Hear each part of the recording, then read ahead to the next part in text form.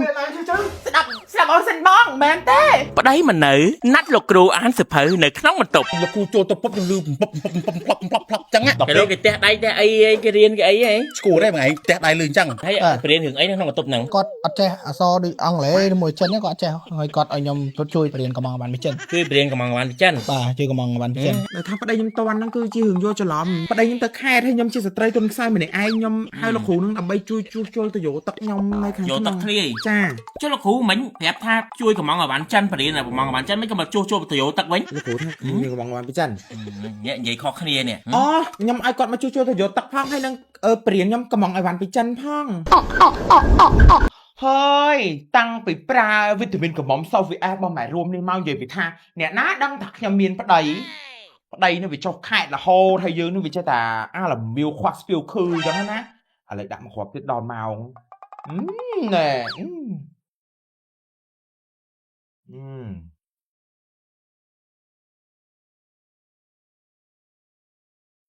អូយថ្ងៃមុនលេបជ្រុលឡើងបាត់រាវខូនប្តីរត់ឃើញនោះដោយសារវីតាមីនកំមុំហ្នឹងទុកនៅតែណេះអូយដូចរៀងនេះហ្នឹងតែហៅលោកគ្រូមករៀនគួរសិនអាឡូលោកគ្រូហ្នឹងឯងចង់រៀនគួរហ្នឹងណាមកប្តីខ្ញុំអត់នៅទេចានឹកដែរតើមេឃគួយរោគ្រឿងរហូតត្មងមីអូន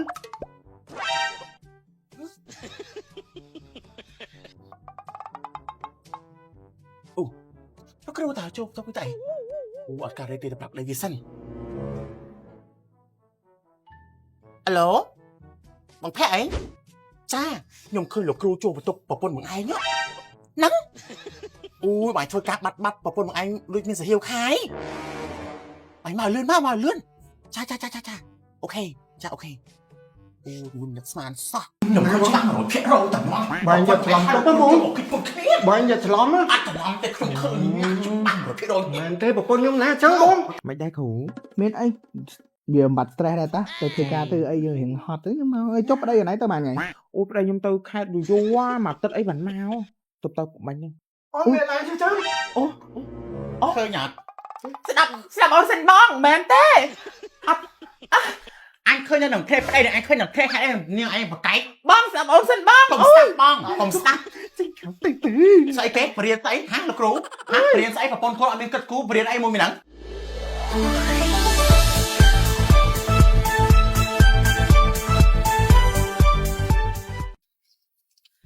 ជំរាបសួរប្រិមត្តទូទាំងសាច់ជនទាំងអស់គ្នាខ្ញុំសាវឌីមកពីអង្គភាពសារព័ត៌មានខ្មុំញញឹមដែលហៅកាត់ថា Be Smile Hot You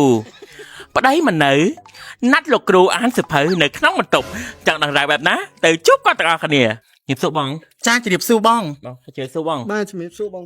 មិញគាត់អ្នកតេហៅខាងសារព័ត៌មានខ្ញុំមកលើរឿងរ៉ាវបែបម៉េចបងជួយរំអិតប្រាប់អូយបងឲ្យខ្ញុំមិនគួរឲ្យជឿបងខ្ញុំនៅបន្ទប់ចិត្តនឹងពងហាកៅសុកបងហើយបងជាចិត្តខាងចាហើយគាត់បាទខ្ញុំជាប្តីគាត់ប្តីចាហើយរឿងណាបែបប្រាប់តិចមកកាលពីព្រេងនាយហ្នឹងបងខ្ញុំមកកំពុងតែហៅកៅសុកលោកគ្រូនៅបន្ទប់ចិត្តខ្ញុំហ្នឹងណាមកចគុចជាមួយនឹងបន្ទប់ប្រពន្ធគាត់បងឃើញរឿងហ្នឹងម្ដងហើយឬតែមិនឃើញទឹកឃើញម្ដងបងឃើញម្ដងឯងប៉ុន្តែសកម្មភាពហ្នឹងគឺខ្ញុំចាប់អារម្មណ៍តាំងពី3ខែមុនណោះហ្នឹងចាហើយដឹងថាប្រពន្ធខ្លួនឯងប្លែកអត់ហើយខ្ញុំឃើញទៀតបងកំតសួរគាត់សួរខ្ញុំសិនព្រោះខ្ញុំនឹកចិត្តឃើញគាត់អត់ដឹងទេព្រោះយល់អត់ដល់ពេលឲ្យបងឲ្យលោកគ្រូចូលទៅពុបខ្ញុំលឺផ្លប់ចឹងណាដល់ពេលខ្ញុំលឺដល់ពេលគេផ្ទះដៃផ្ទះអីគេរៀនគេអីហ៎ស្គូទេបងឯងណាផ្ទះដៃលឺអញ្ចឹងលឺផ្លប់ហ្មងបងឲ្យដល់ពេលឲ្យខ្ញុំមិនសុកចិត្តទេខ្ញុំទេហៅប្តីគាត់មកថាបងឲ្យប្រពន្ធគាត់កំពុងចគុចគ្នាគាត់ជឿខ្ញុំទេបើដល់មកប្តីគាត់ដូច slow ខ្លាំងដូចអត់ចេះមាត់កអត់ចេះមាត់កទេបងអត់ចេះមាត់កទេនាងខ្ញុំមករាល់ថ្ងៃហ្នឹងនាងខ្ញុំធ្វើសឡអីក៏ដោយឲ្យគេមានប្រពន្ធគាត់នេះប្តីអត់នៅផ្ទះហ៎ធ្វើការឆ្ងាយមិននឹកស្មានថាវាក្បាត់ចិត្តប្តីវាអញ្ចឹងបងចាឥឡូវខ្ញុំសួរគាត់តិចឥឡូវខ្ញុំធ្វើគាត់តិចណាសួរគាត់ដែរខ្ញុំសួរបងបាទជំរាបសួរបងចង់និយាយថាមានដឹងថាប្រពន្ធខ្លួនឯងប្លែកតាំងពីកាលអត់បងអត់ដឹងធ្វើការមួយមុខអញ្ចឹងគាត់មិនដឹងបងបើគាត់នៅឆ្ងាយខ្ញុំនៅចិត្តខ្ញុំដឹងមិនដឹងសួរខ្ញុំសួរអីគាត់ ប៉ុន្តែគេថាចង្គៀងតែណាភ្លឺតែអាហ្នឹងមិនក៏ តែភ្លឺផ្ទះវាហ្នឹង ភ្លឺតែវាតែចាំងដល់តែណៃឥឡូវអត់អីទេឥឡូវរឿងខ្ញុំនឹងសួរគាត់ដល់ទៀត គេទៅផ្ទះបាញ់មកកា ព្រោះរឿងរបស់គេខ្លួនឯងដូចចេះដឹងរឿងជាងគេនេះ ចាទៅសួរតែព្រោះខ្ញុំនៅចិត្តខ្ញុំតាំង នេះសួរលោកគ្រូ បាទមានសួរ មិនរឿងរ៉ាវមិនបានទៅនៅក្នុងបន្ទប់គេនេះ ធម្មតាយើងគ្រូបរៀនយើងមកបរៀនគេនៅបន្ទប់ខ្ញុំនៅបន្ទប់គេ បរៀនហើយបរៀនរឿងអីក្នុងបន្ទប់ហ្នឹង ធម្មតាគាត់អត់ចេះអក្សរដូចអង់គ្លេសឬមួយចិនគាត់អត់ចេះហើយគាត់ឲ្យខ្ញុំជួយបរៀនកំងបានមួយចិន ជួយបរៀនកំងបានពីចិន បាទជួយកំងបានចិន ហើយចាំបាច់បរៀនលួចលាក់អីនៅក្នុងបន្ទប់គេកើគ្នាគេប្តីគេតាមតន់គ្រូត្រូវមានពាក្យបណ្ដឹងមួយគេ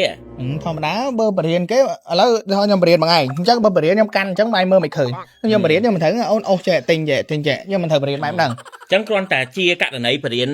អាវ៉ាន់ពីកំងពីចិនតែប៉ុណ្្នឹងឯង គាត់បរៀនកំង មាន បាន សាហាយស្មន់លួចលាក់គ្នាអីឯង អូមើលមុខខ្ញុំធ្វើដល់គ្រូបរៀនណាទៅសាហាយគេ ហ្នឹង បាទ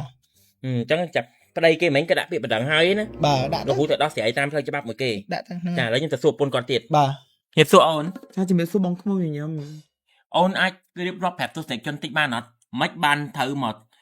នៅក្នុងបន្ទប់ជាមួយលោកគ្រូបរៀននេះ អឺ អូនទាំងអូនមានប្តីហើយណា ជារឿងយកច្រឡំទេបងតែថាប្តីខ្ញុំតន់ហ្នឹងគឺជារឿងយកច្រឡំព្រោះប្តីខ្ញុំទៅខេត្តហើយខ្ញុំជាស្ត្រីទុនខ្សោយម្នាក់ឯងខ្ញុំហៅលោកគ្រូនឹងដើម្បីជួយជួសជុលទៅយកទឹកខ្ញុំនៅខាង យកទឹកធ្លាយ ចា ចុះលោកគ្រូមិញប្រាប់ថាជួយកំងអាវ៉ាន់ចិនបរៀនអាកំងអាវ៉ាន់ចិនមិនក៏មកជួសជុលទៅយកទឹកវិញ លោកគ្រូថាខ្ញុំកំងបានពីចិន អ្នកនិយាយខុសគ្នានេះ អូខ្ញុំឲ្យគាត់មកជួសជុលទៅយកទឹកផងហើយនឹងព្រៀនខ្ញុំកំងឲ្យបានពីចិនផង បរៀនកំងអាវ៉ាន់ចិនចាំមិននិយាយទៅសួរទៅជួសជុលយកទឹកវិញ អូខ្ញុំភ្លេច ហើយមកកំងអាវ៉ាន់ចិនមិន គាត់ព្រៀនកំងឲ្យបានពីចិនគាត់ព្រៀនខ្ញុំលើពូកហ្នឹងហើយក្តៅពេកក៏ខ្ញុំដោះអាវដោះអីអញ្ចឹងណាបងហើយ អត់ទេ គាត់មកត អំពើផាត់ក្បត់ហើយ អត់ទេបងហើយពេលគាត់កងខ្ញុំហ្នឹងគាត់ស្មានតែខ្ញុំខ្នើយអោបហើយឌូខញុកឌូខិតហ្នឹងក៏ជាការយល់ច្រឡំដែរ អត់ទេឥឡូវប្តីខ្លួនឯងដាក់ពាក្យបណ្ដឹងហើយណាបណ្ដឹងលេងដល់ខ្លួនឯងហើយ ជួយខ្ញុំផងបងសម្រាប់សតោ